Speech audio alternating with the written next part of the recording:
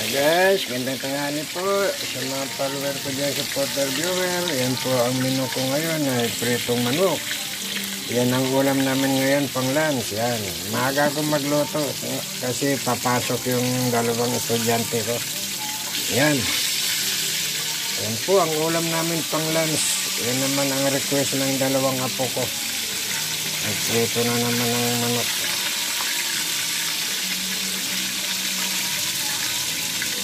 Paborito kasi nila itong prito.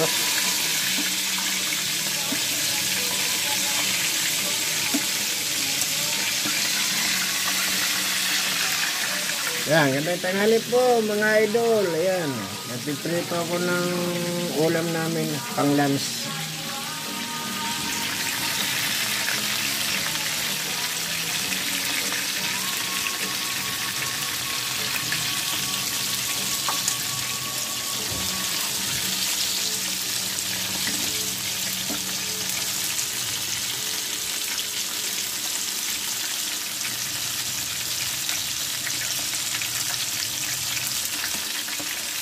Yan, thank you for watching mga idol.